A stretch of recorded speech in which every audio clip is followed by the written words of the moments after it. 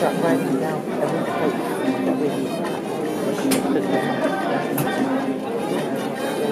Good evening, everybody. Thank you. My name is Matthew Helmrich. I'm the director of the Tropic Cinema. It's nice to see some familiar faces. I have first one announcement from Mr. Sinclair, and that is, turn your goddamn cell phones on. Did I get that right?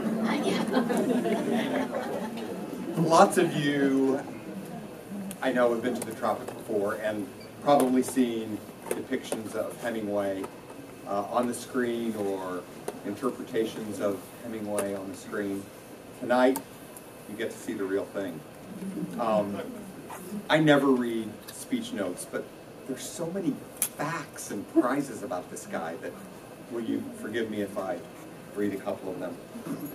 Brian Gordon Sinclair is an internationally acclaimed playwright, actor, and scholar who has, among his keen interests, legendary novelist Ernest Hemingway. He happens to look a lot like Papa, too, albeit a younger, slimmer version of Papa. Hemingway nonetheless.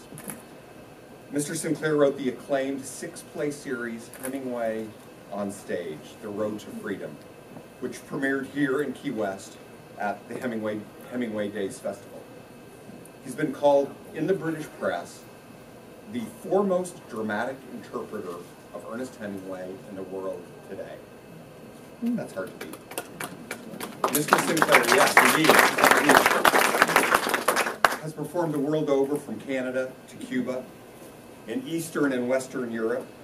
He's won nearly as many prizes as the stages he's played, including the Sir Tyrone Guthrie Award for Acting at the Stratford Shakespeare Festival, the Finca Viaja Award of Distinction from the Museo Hemingway in Cuba, and the Canadian Studies Award distinction at the University of Ugine in Cuba. Mr. Sinclair is not only good on stage, he's also good off stage. He is giving the entire proceeds to this evening's performance to the nonprofit Tropic Cinema.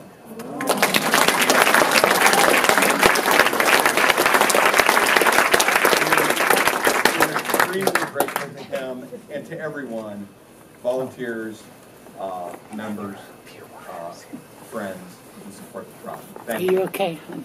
And now, please give a warm welcome to Hemingway On Stage.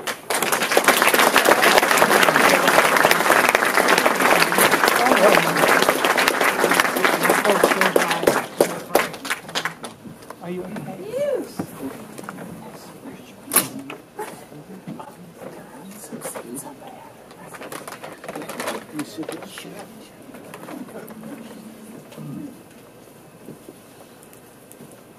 Time for another drink. You're awesome. Salute!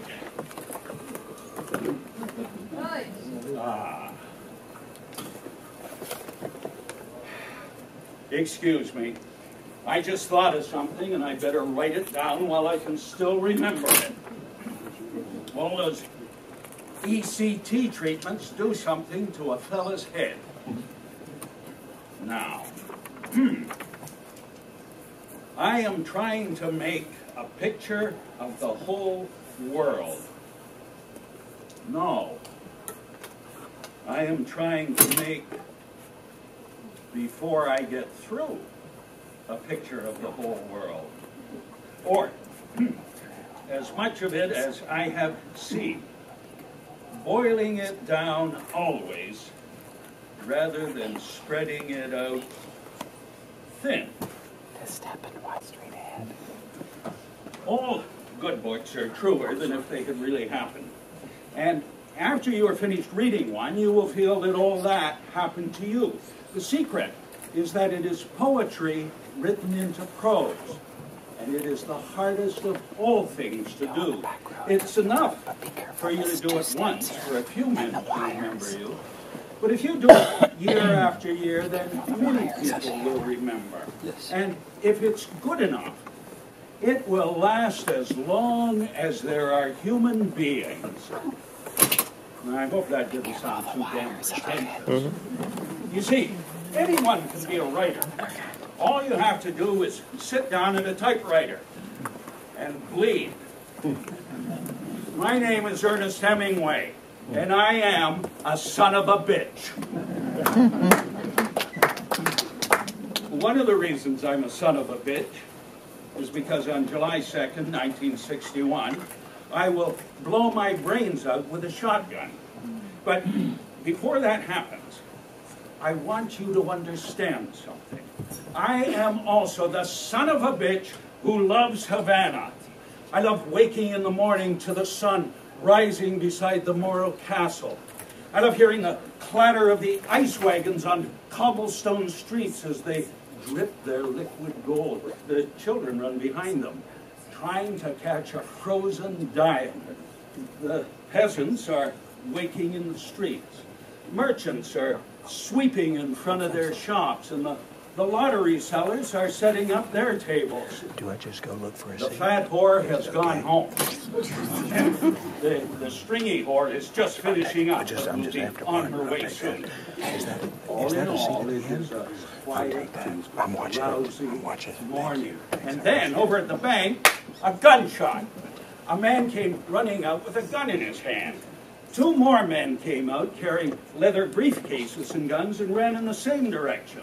The fourth man, a big one, came out holding a Thompson submachine gun.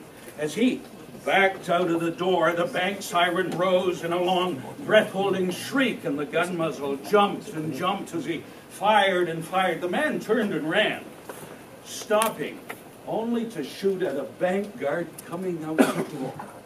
The bullets whacked his chest like 3 slaps. He slid down on his knees, his eyes wide, his mouth open, as if he wanted to say, it was a typical, ordinary day in Havana. Incidentally, all of that ended up in my writing. And sometimes, if people ask politely, I would help them with their writing. In the spring of 1934, Arnold Samuelson, known as the maestro because he played the violin, hitchhiked all the way from Minneapolis to meet me. He was not invited. He had read a story of mine that would later become part of the novel To Have and Have Not. And he decided that he would travel 2,000 miles to get my advice on how to become a writer. It seems that a 22-year-old tramp during the Great Depression didn't have to have much reason for what he did. Normally, I would have told him to get lost. But I had a soft spot for kid brother types. And I had a brand new boat that needed a crew. And what a boat she was. 38 feet of pure heaven on the water. A cedar and oak beauty with 2 gasoline engines that could handle any kind of weather. Fast enough to catch a school of fish or save a life if need be. And when you opened her up, she damn near planed across the water. By any standards, she was one fine fishing machine. And I did need a crew. So the maestro got a job, and he got his advice. I told him the same thing Sherwood Anderson had told me. Steal. But steal from the best, like Turgenev and Tolstoy and Chekhov, and learn how to make it your own. The best advice, though, was about the place where you do your writing.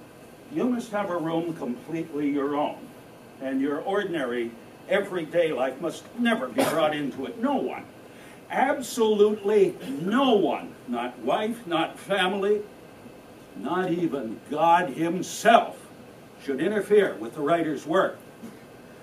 I also told him not to worry about the kind of room. What difference does it make if you live in a picturesque little outhouse surrounded by 300 feeble-minded goats and your faithful dog? The question is, can you write? And of course, the maestro asked the inevitable question, do you think I will become a writer? Well, how the hell should I know, I said. Maybe you have no talent. Maybe you can't feel for other people. But you've got some good stories if you can write them. How can I tell, he asked.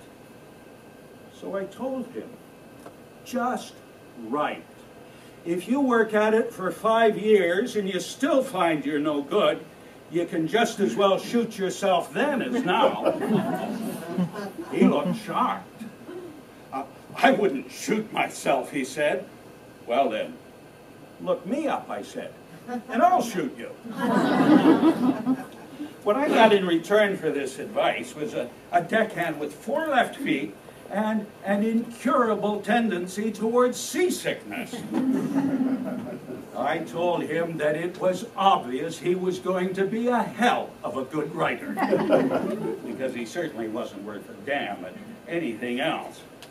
After that, yours truly, who sometimes has an evil temper, swore never to go to sea again with an aspirant writer. If any more asshole Byron writers come on board the Pilar, they must meet 3 requirements. Let them be female, let them be very beautiful, and let them bring champagne. Say, do you have any champagne? Well, the champagne arrived, delivered personally by Jane Mason. And contrary to what some people say, my motto was not booze, boats, rods, and books. At least not in that order. Jane fit into most of those categories. Hell, Jane fit into any category. She was wealthy, she was beautiful, and she married even more wealth in the form of Grant Mason, one of the founders of a little company called Pan American Airways. Their Cuban home, Jimenitas, was a pleasure palace. It was a Cole Porter world of cocktails and smoking and late-night parties and fancy dress balls. No matter what Jane wore, she always looked gorgeous. Grant. Well, Grant just looked silly most of the time. She was married to the wrong man, and that was bad luck for herself and for her friends. Jane had friends everywhere. She had a passion for hunting and fishing, and she sure could hold her booze. I admired that. She also collected writers, the same way she collected their books. I guess that's where I came in. With my second wife, Pauline, back in Key West, and me here alone, writing in a $2 a night room at the Hotel Ambos Mundos, I was the perfect target. And then we targeted each other. Before lunch, we'd both drink plenty of daiquiris and then take off in her imported sports car. It was a cross-country chicken run. We had discovered the pure adrenaline rush of trying to scare the crap out of each other. The object was to see how long the passenger could sit there without shouting, "Look out!" or "Stop!" The driver was free to leave the road and head out cross-country. Ditches and thorn patches were legitimate hazards. So were cows, birds, trees, and fallen logs. Oh, an ox cart gave you an extra point, but they couldn't be smacked, only grazed. Now, if you were sitting there in the passenger seat, you'd probably look something like this. Jane was a very careful driver. She always looked both ways before hitting something. When I drove, I cheated. I took my glasses off. Hell, I was so damn nearsighted that half the time I didn't know enough to be scared. My interest in Jane died the day she almost killed my children. She was taking Jack and Patrick back to Hymenides when she swerved to avoid a bus. Now, at first, the boys thought she was playing our game. But when the car started to roll, they knew it was for real. It rolled 3 times as the kids did a strange somersault, their hands pressed forcibly against the roof of the car, which finally buckled. The door was jammed, but they managed to scramble out of the window. It was not fatal, but it could have been. The next day, Jane fell off her balcony at Hymenides. At first I joked and told everybody that she'd fallen for me, but it wasn't funny. Her back was broken, and so was our relationship. Someone said that it was no accident, that Jane had gone a little crazy. Whatever the reason, she was spending too much time inside her head, and that was a bad neighborhood. There is one more thing to clear up. Some people say that I had sex with Jane Mason. Other people say that I did not have sex with Jane Mason. Are you familiar with the expression kiss and tell? Well then, here's the truth. Yes. Yes, I kissed Jane Mason, and no, I will not tell you what happened that time she climbed in the balcony of my room at the Hotel Ambos Mundos and found me lying there with a great big Never you mind what she found.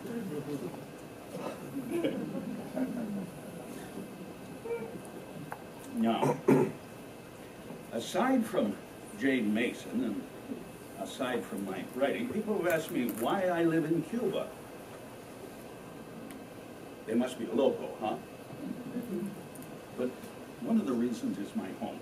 Finca Vahia. It means lookout farm. 10 full acres of cool colonial tile and stucco, and a great big freshwater pool all surrounded with orchids and hibiscus, and 18 different kinds of mangoes. God, I love mangoes. But so did every kid in the little town of San Francisco de Paula. And they seemed to think it was open season on my mangoes. They stole so many, there were none left for me. When I asked around, I found out there were no sports for the kids to play. They stole out of boredom. Oh, they loved to play baseball, but they were too poor to afford the equipment. So that's when I decided to sponsor a team. I got them sweaters, hats, gloves, bats, and balls, and we formed a real team. We named it after my son, Gig, and we called them the Giggy All-Stars. Pretty soon, my favorite automobile had been commandeered as the official team vehicle. And I drove them any place we could scrounge a game, with bats, gloves, and 9 or 10 kids draped over the sides. They were quite a sight. And you know what? I loved every minute of it. By the way, from then on, I got to eat all the mangoes I wanted.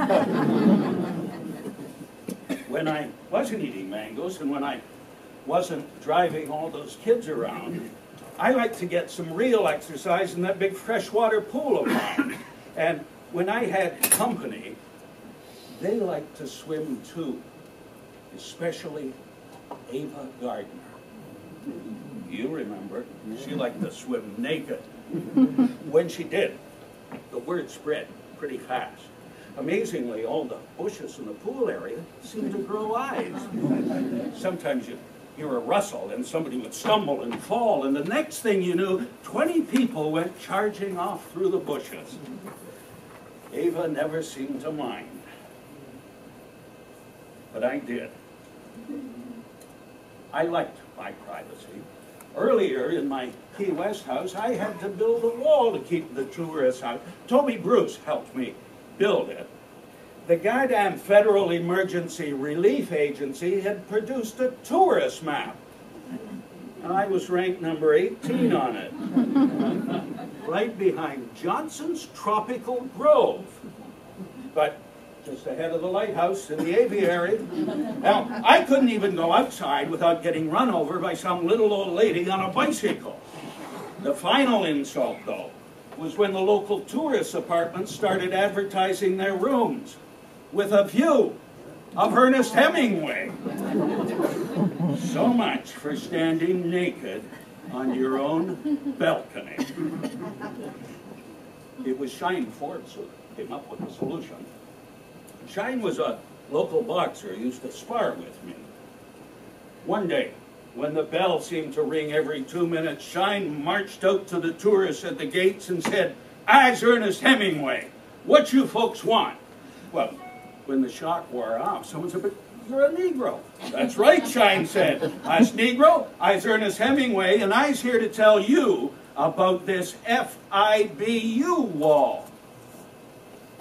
"What's an FIBU wall?" someone asked. "I'll tell you what an FIBU wall is," Shine said. Then he picked up a rusty old shotgun from behind the wall and pointed it right at them.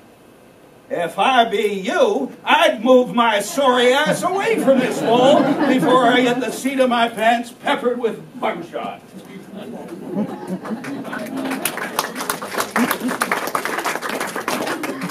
Well, Shine wasn't here for a repeat performance, so I settled for locking the gate and 5 rows of barbed wire. There is one more reason why I live in Cuba, and it's the main reason. It is a big, bright blue river called the Gulf Stream. It's 3/4 to a mile deep and 60 to 80 miles wide. It's just minutes from the door of my home across beautiful countryside. And under calm conditions, it provides the best fishing I have ever known. Now, don't get me wrong. I grew up fishing for trout in northern Michigan, and I loved it. But deep sea fishing is something totally different. All it took was that first tail-dancing tarpon rising up out of the water like some silver dream, gill plates rattling and jaws shaking the hook. But I was the one who was hooked. This was not trout fishing. This was enough to make a man forget about trout fishing. When I didn't go fishing, I like to try all the bars in Havana. One of my favorites was El Floridita. In the beginning, El Floridita was not a tourist trap, and I was not like Orson Welles trumpeting his arrival into the Grand Hotel. It was just a nice bar where I knew the staff and could drink with my family and friends. Occasionally, somebody would recognize me. They'd rush out to buy a copy of one of my books and ask me to autograph it. I'd ask them if there was something special they wanted written, and if there wasn't, I'd just make up something funny and sign it. "Keep your pecker up, Ernest Hemingway." There were no fights and very few scenes at El Floridita. What scenes there were usually ended when I whispered something into the troublemaker's ear. Then they'd turn white and leave. I whispered into their ear to stop a fight before it started. That way you didn't spoil your dinner, and there was no lawsuit. I'll leave it up to you to guess what I whispered. When we didn't eat at El Floridita, sometimes I'd make reservations for a feast at a Chinese restaurant called El Pacifico. It was on the top floor of a 5-story building. To get there, you had to go up in an old elevator with a sliding iron grill for a door. You know the kind I mean. This elevator stopped at every floor, whether you wanted it to or not. On the second floor, there was a 5-piece Chinese orchestra blaring out some crazy chaotic music, atonal. This either put you in a Far Eastern mood or gave you a headache, depending on how long the elevator stopped there. Next, you reach the third floor. This was the house of ill repute. Yes, that ill repute. The girls smiled and waved at you, especially if the boys were with me. No, we did not go in. The fourth floor was an opium den, filled with pathetic, wasted little people curled around their pipes. They were oblivious to everything. Finally, by the time you got to the top, you'd forgotten all about eating. That's when I'd re-stimulate the boys' appetites. I'd tell them all about the great meals I'd had on my trip to China, how I had eaten steaming monkey brains, oozing right out of the monkey's hot skull. That was the good part. It was the snakes in the bottom of the wine jar that bothered me. Bon appetit!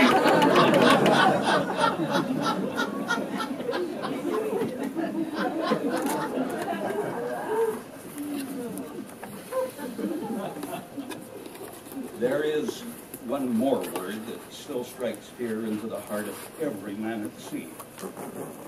That word is pirate.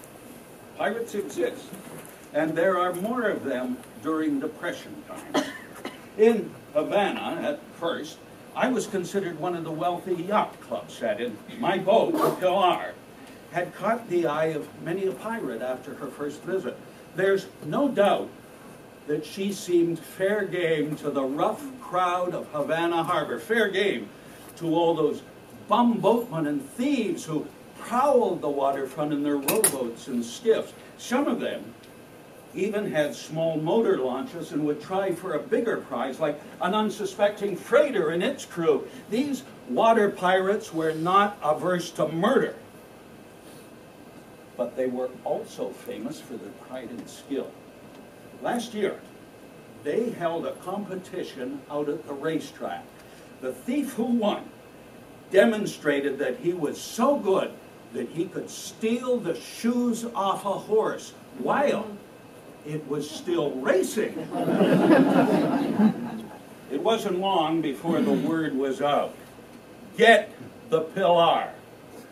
But the word was so far up that some of my friends heard it and tipped me off. For the next few nights, I kept watch on board.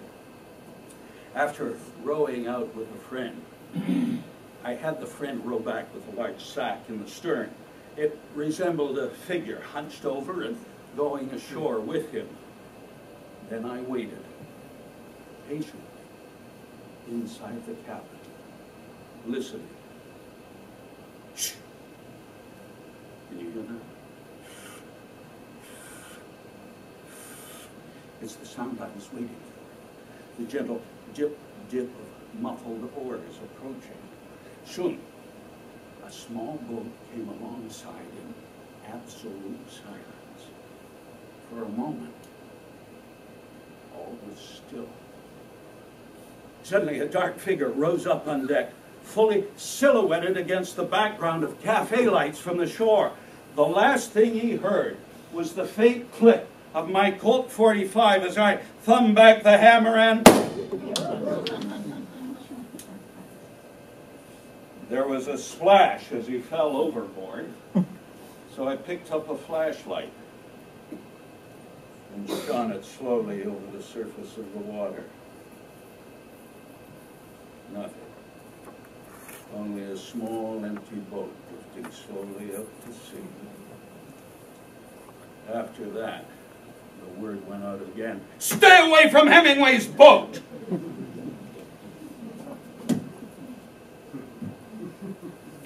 Now, there are 4 things that are necessary for you to become a man like that. You have to plan a trade, write a book, fight a bull, and produce a son. I'm going to take a short break right now. While I'm gone, I want you to choose one of those things and make sure you do it. See you in 10 minutes. And don't be late.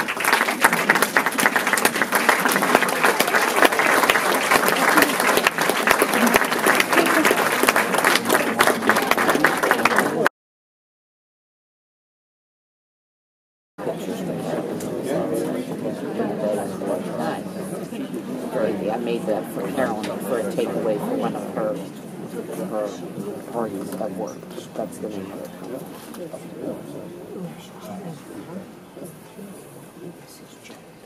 it. Well, I produced 3 sons. How did you make out? Most of all, I enjoyed the summers. That's when my sons came fishing with me, all 3 of them. Jack, who did not want to be called Bumby anymore. Patrick, or Mouse, whose very difficult birth gave me the ending for my novel, A Farewell to Arms. And Gregory, my youngest boy, or Gig as we called him. Gig was born to be wicked, but I loved him. He was my son, and I loved him. And I will never forget the time that I had to prove that love. On this particular trip, the morning fishing had been lousy, so after lunch, we all decided to go spearfishing right on the edge of the Gulf Stream. And none of that modern stuff with air tanks. Just goggles and good old-fashioned homemade spears. Mostly we speared yellowtails and snappers and grunts. Grunts are those funny little ones. When you take them out of the water, they make an almost human sound, a bit like a belch. Most of the fish were harmless and swam in big schools, thousands of them. But sometimes a barracuda would get closer than you wanted. The main danger from cudas came when you entered the water too suddenly. They'd snap at you and run off, but not before stopping and turning to look at you with a piece of your thigh in their mouth. By this time, Gregorio Fuentes was my first mate. He'd take the dinghy partway up from the Pilar and pull the fish off the boys' spears. The 2 older boys were tall enough to touch the reef bottom, but Gig was only 4.5 feet tall. He had to expend a lot of energy just keeping himself afloat. That's when he came up with what he thought was this very clever idea for storing the fish. He unbuckled his belt, put the end through the fish's mouth, pulled it out through the gill, and then rebuckled it. That way he could store 3 or 4 fish before having to make the 50-yard swim back to the dinghy. After he'd caught 4 grunts, he suddenly noticed there wasn't another fish in sight. How could that many fish disappear that fast? And then he saw why. 3 huge sharks, each more than 18 feet long, were coming towards him in a slow S-shaped curve. The scent of the fish blood was calling him. Gig screamed uncontrollably, more terrified than he'd ever been in his whole life. Even over the sound of the waves, I heard him. "What is it, Gig?" "Sharks! Sharks!" he cried. 3 big ones. "Okay, pal. Take it easy," I said. "Throw something at them to get their attention and swim to me." He pulled the grunts off his belt and tossed them towards the sharks. Now, Gig had never been much of a swimmer. But this time he set a new record in getting to me. I hoisted him up on my shoulders, which were barely out of the water with his weight, and started thrashing towards the dinghy. It was my body that was under the surface. The sharks would get me first, not him. Sure, I was scared, but I had to save him. Gig snuck a look back over his shoulder and saw the sharks devour the grunts. Then they turned and started towards us again. Finally, I made it to the edge of the dinghy. Gregorio pulled Gig in, and then they both hauled me aboard just at the exact second when that first shark slapped up against the side of the boat. Phew. Later, when Gig told me about the dead fish on his belt, I gave him one hell of a bawling out. But it didn't matter. my boy was alive, and he knew that I cared. I don't know what I'd do if I lost one of my sons. Do you?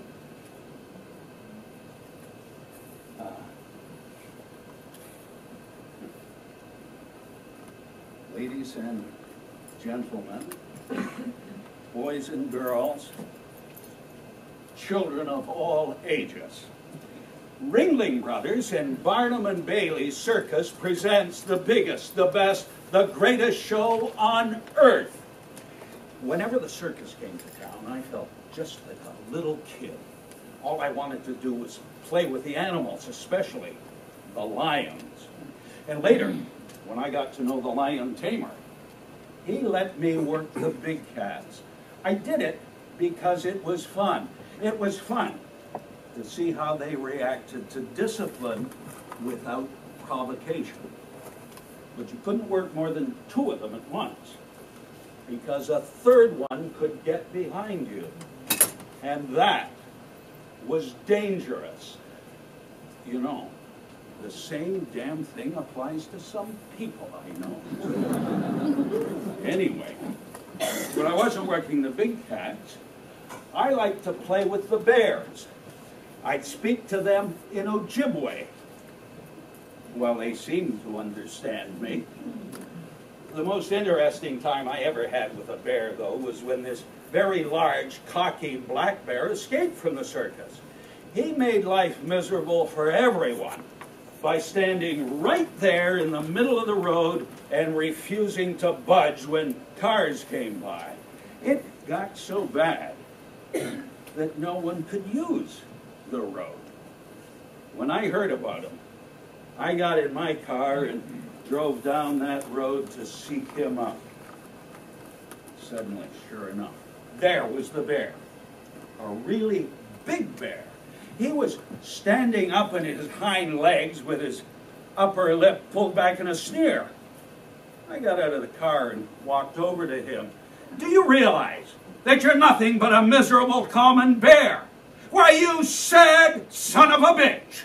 How can you be so cocky as to stand there and block traffic when you're nothing but a miserable bear? And a black bear at that, not even a polar or a grizzly or anything worthwhile. I really laid it on him. And that poor bear began to hang his head. Then he lowered himself down on all fours, and pretty soon he walked off the road. I had destroyed him. You see, that bear was a bully. And bullies have to be put in their place, so there. There's one animal, however, that you do not fool with. The fighting bull. Because I loved bullfighting, I would often go to Pamplona and Madrid, and sometimes my souvenirs ended up on the wall of a Havana bar, like these banderillas. A bullfight has 3 acts. The picadors on horseback at the beginning, and the muleta, or cape, and sword at the end. But in the middle is the planting of the banderillas. 2.5-foot colored darts with harpoons at the end. You hold them at arm's length, and when the sun hits their steel points, it catches the bull's eye. Sometimes you can trick him by taking a false step, like this. Ha, ha, ha! Oh, and then you get the hell out of the way.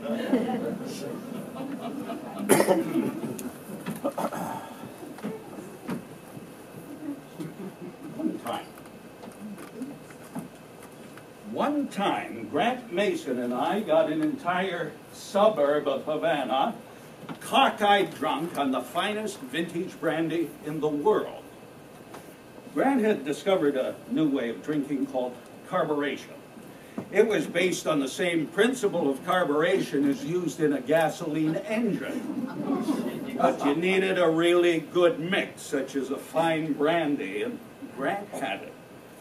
That week, he had purchased 5 dozen cases at a salvage auction. Each label bore the legend, Castillon cognac. Today, I am going to teach you the secret of carburation. But first, a little demonstration from our very willing volunteers. Volunteers, if you will, please come forward and take your glasses as quickly as possible. And I want the rest of you to pay very close attention. Are you ready? Oh, sorry, I can only use 3 volunteers. Thank you very much. Valiant effort. We'll look and make sure this volunteer gets something later. Now, these 3, are you ready? Good, then raise your glasses. And all together now, take a large mouthful, but don't swallow it. Swish it around in your mouth and hold it. Now, exhale through your nose. Completely deflate your lungs and hold it. Don't breathe. 1, 2, 3, 4, 5. Without breathing, swallow it. Now, open wide and breathe.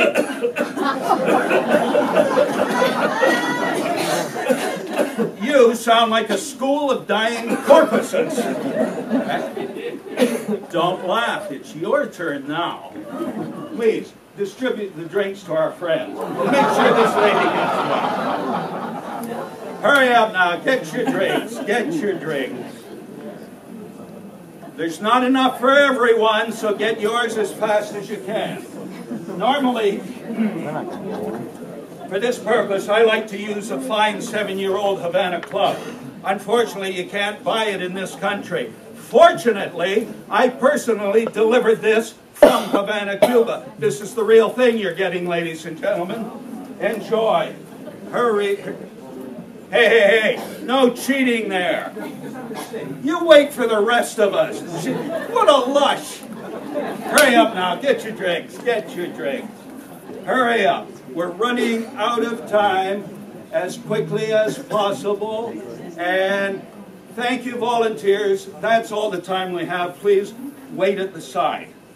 Ladies and gentlemen, wait for it. Another lush. Raise your glasses. All together now. Take a large mouthful, but don't swallow it. Swish it around in your mouth and hold it. Now, exhale through your nose. Completely deflate your lungs and hold it. Don't breathe. 1, 2, 3, 4, 5. Without breathing, swallow it. Now, open wide and breathe, deep as you can.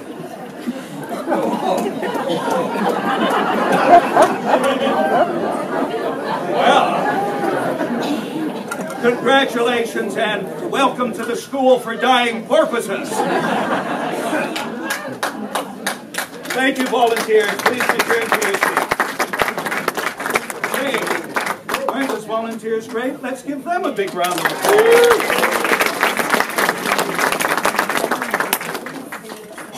Afterwards, Grant and I decided to share this technique with the honest fishermen of Hymenides. That night, we knocked on every rickety door in town, and many a fisherman was weaned on $200 cognac as he learned the art of carburation. Now that you know the secret,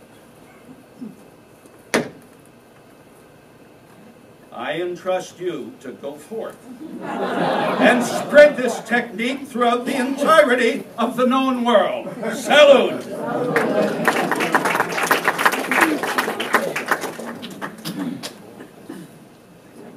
It wasn't all drinking and partying. In 1942, the Pilar went to war. We turned her into a Q-boat and started patrolling the waters off the north coast of Cuba. This was anti-sub work under the authority of naval intelligence. Disguised as a scientific research vessel, the Pilar had $3,500 worth of radio equipment stowed inside the head. Now, That meant there was no room for anything else. So the actual head was whatever way you could manage to hang your behind over the side. We also had machine guns and bazookas and high explosives, all disguised as something else.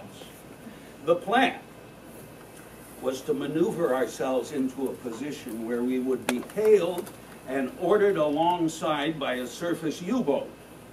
That's when we would drop the bomb. The bomb was a heavy, coffin-shaped explosive device with handles. The idea was to throw it right down the conning tower of the sub and, with luck, get the hell out of the way before it blew up and landed on top of you. Surprisingly, some people, including my third wife, Martha Gellhorn, thought this was a really dumb idea. I still think it could have worked, but we never got close enough to find out. We did, however, send in good information on those U-boat locations, and we were credited by naval intelligence when they later located and sank several Nazi subs. Got decorated for that one. Gregorio Fuentes was with me on this adventure. I tried to explain to him the dangers involved, that the Pilar was no match for any U-boat that wanted to blast her. But he didn't want to hear any of that. He was still very happy to go. You see, we were insured for $10,000 a man, and Gregorio had never figured he was worth that much money.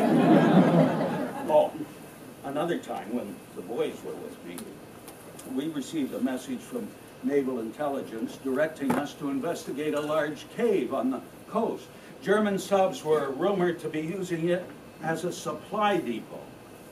A cave as big as Mammoth, Kentucky, stacked full of fuel and sausages and sauerkraut and great Bavarian beer. Well, it wasn't hard finding the cave. In fact, it seemed to be a local tourist attraction. A small boy gladly took us there. It was an enormous underground dome that narrowed down into a dark tunnel. So narrow that only Gig could fit through. Remembering the sharks, I told him to be careful. And off he went. Then we waited. Finally, when he came back, he had a great big grin across his face. In his hands were 4 empty beer bottles. He was absolutely convinced that he'd found a secret German supply depot. Then, his brother examined a bottle with a flashlight. At the bottom, in the small print, was a simple inscription: genuine German beer, imported by Joseph Stein & Sons, Hackensack, New Jersey. So much for the secret German base.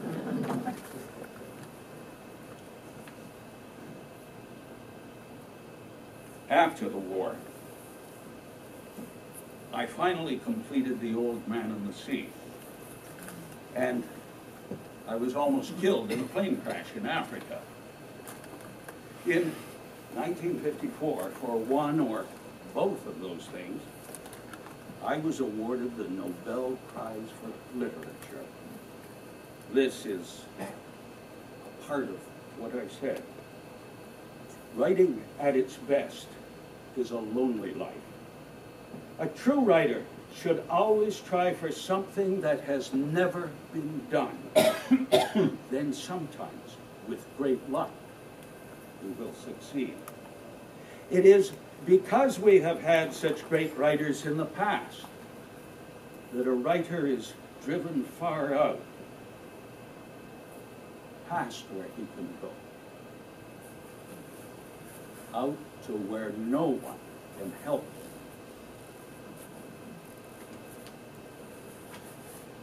I dedicated my Nobel Prize medal to the fishermen of Kohima. Although I have told the story of an old man and his fish to the whole world, it is their story, and they should share this medal. A medal is worn close to the heart, and my heart is in Cuba. The good people of Cuba have taken me into their hearts and caused me to live here longer than I have lived anywhere else. This is my true home. Later, after a ceremony at the Modelo Brewery, I traveled with the medal near Santiago de Cuba and entered the church. There in the El Cobra Sanctuary, I knelt at the feet of the patron saint of Cuba and deposited the medal. Silently, I prayed for the protection, the peace, and the prosperity of the warm, friendly, generous people of Cuba. In Cuba, the people accepted me unconditionally. I could breathe and be happy. It is my clean, well-lighted place. Amen.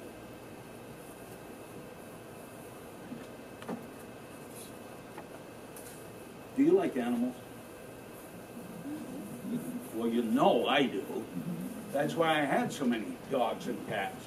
One of my favorites was a big old black dog with no name other than that, just Black Dog. Years ago, this dog jumped into my car near Sun Valley and decided to stay permanently. I think he regarded himself as a watchdog's watchdog. When I slept, he watched the entrance door. When I swam, he guarded the pool. And when I ate, well, he ate too. As he grew older, his eyesight started to go. So he learned to track lizards by smell instead of by sight. But he was getting older. And then one day he just lay down, went to sleep. He never woke up. I didn't think I'd ever get over a black dog. At least, not until Machacos came along. Machacos was a police dog, a young shepherd. We named him after a little town in Kenya because he was so brave, just like a lion. Machacos hated the local police and the military and liked to chase them. What worried me, though, was his inability to distinguish between the regular army and the Salvation Army.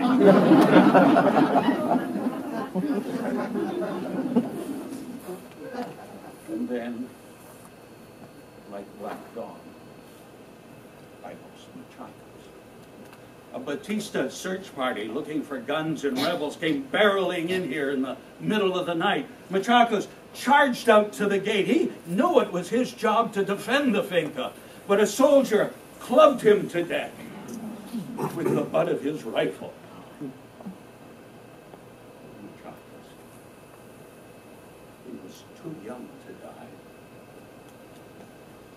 I miss him. I miss him the same way I miss Black Dog. I miss him in the early morning when I work. He's not there lying on the kudu skin next to my typewriter. I miss him in the afternoon when I swim and he's not hunting lizards beside the pool.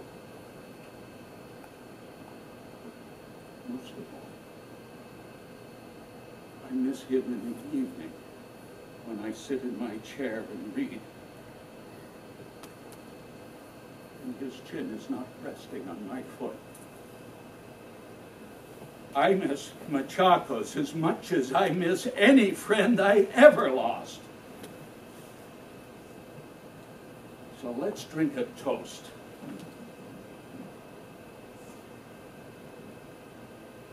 To Batista, hijo de puta! And that's when I knew it was time for a change in Cuba. The change happened, but I wasn't there. When I returned from a trip to Spain and Idaho, the revolution was over. I was so glad that Batista was gone that I kissed the Cuban flag. I kissed it for the people of Cuba and for all the hard-working fishermen who deserved a better life.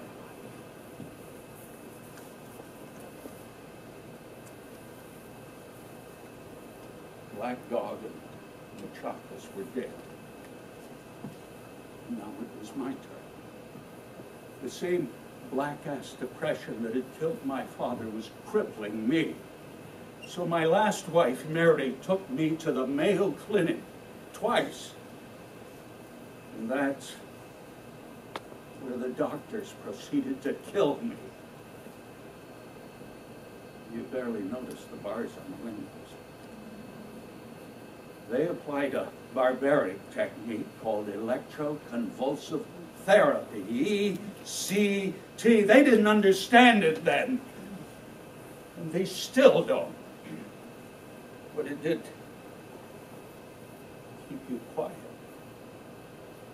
I felt just like poor Machaco's about to be clubbed to death with the butt of a rifle. They strapped me to a table. The electrodes were attached to my head on both sides. The gag was placed in my mouth. It was a special cloth, hand-rolled by the nurse, so I wouldn't bite my tongue off. And then the needle, an anesthetic, so I would not feel. Slowly, the doctor turned the black dial on the black machine. Once, twice, again. When I came to, I remembered nothing, absolutely nothing. But that wasn't good enough. So he did it 10 more times. And Mary took me back to Idaho. It was no good there. I was already dead. I could not feel, I could not remember. I could not write. I could not write! Like Santiago, I had gone further out than any man had ever gone. But for me, there was no way back. On July 2nd, 1961, I checked and made sure that Mary was sleeping. At 7:30 in the morning, I took out my favorite Scott shotgun, put 2 shells in the chambers, stepped into the vestibule at the side of the house, quietly closed the door. I placed the barrels in my mouth, felt the steel potence of the triggers. I had practiced this 100 times. But as my fingers tightened, I remembered the question a young boy had asked his father a long time ago in Michigan. Is dying hard, Daddy? No, son, he said. I think it's pretty easy. It all depends.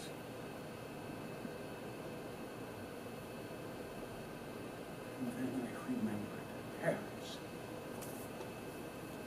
Spain, lions playing on the beach in Africa, all the people I loved. Most of all, I remembered Cuba.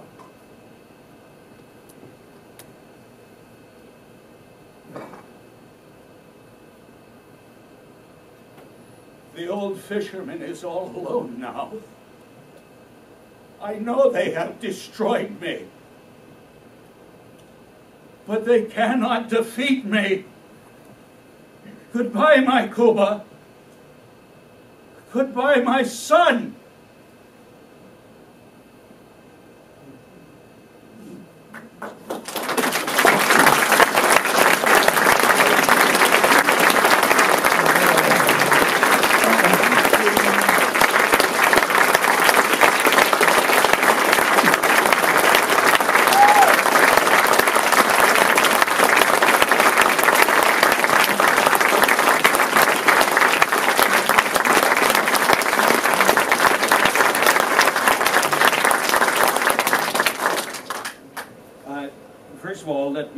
extend a very large thank you to the Tropic Cinema for hosting me. They've been a wonderful host. And before I let you escape, I want to make 3 invitations. First of all, in June of this year, on the 19th, I want all of you to be at the Hemingway Colloquium in Havana. Be there. It was today, actually, that your travel restrictions were eased a bit. You can do this. You can do this. By the way, they're showing a new documentary film. I pray it's finished. It's going to be called Hemingway II, and I'll leave it to your imagination who it's about. Your next invitation is in the summer, of course. It's the Hemingway Festival here, and I want to point out some dates. Normally it's held on the 3rd weekend, but because of where January 21st falls this year, it's actually going to start in that next week and go through to the following weekend, which is ultimately the 4th weekend in July. So if you live here, you have no excuse for attending the events. If you don't live here, fly back soon. The third invitation is for December the 5th at the Hemingway Estate in Cuba. Some of you know that I'm the patron of the Hemingway Children's Baseball team, the one I talked about in the play tonight. We revived it a few years ago. 2 years ago, thank you. 2 years ago, we reestablished the Christmas holiday tradition that Ernest did in the 40s when he invited the children to his house. He gave each child $1 and told them a Christmas story. So we set up the same thing. We had 45 kids. We gave them $1. I told them a Christmas story. And we also threw in 60 uniforms of hats, sweaters, and pants, and some additional equipment. This year we just did it, and there are a few people in this room who were actually there the day I was doing it. Instead of 45 kids from the previous year, we had 85 kids, and they all got their $1, and your honorary mayor, Sammy Mays, has done a Christmas variation of the night before Christmas called the Pirate Night Before Christmas. So she sent 85 copies to Canada, because at that time she couldn't send it herself from here, and I carried it all from Canada, went through, and they searched my luggage for pornography. It was wonderful. They opened all the Christmas books and they started reading the stories. I gave them the Spanish translation. Next thing I knew, I had the entire staff booked on the Pirate Night Before Christmas, and they let me close my bag and deliver them to the children. We also had a dozen of the lookalikes from the Lookalike Society down there. So each year it's getting bigger. So December 5th next year, exhibition game with the kids and the Christmas holiday story tradition, gift giving, and you can bring a gift.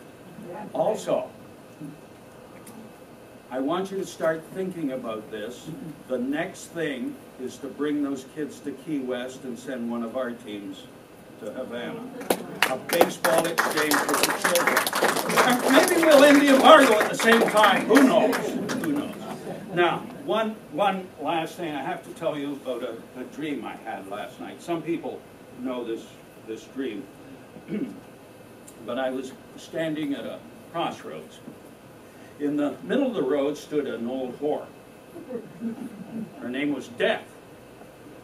She pointed a bony finger at me and said, "Your time has come. You must choose one of these 2 roads according to what you deserve." One road led to heaven. The other led to hell. Well, I couldn't choose, not without seeing a place where I was going to spend eternity. So first we went to hell. There, seated in a long row, were a lot of writers that I didn't recognize. They were chained to their desks, and they were typing. Blood was dripping from their fingers. Flames roared everywhere. Demons stood over them, whipping them, lashing them. Blood poured down their backs. This is horrible, I said.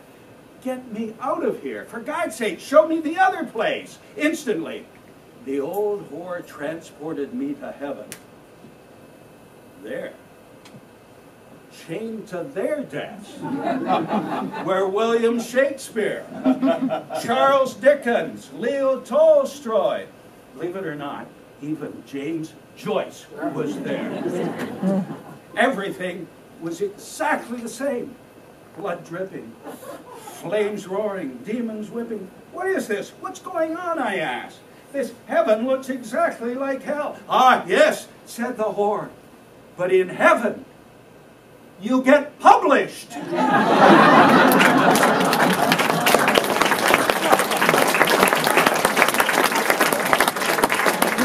that's your final invitation. I've just been published. And a few of the books are here. Make sure you get a copy, and I'll be out in a few minutes to do a signing with you. Thank you. It's been a pleasure playing.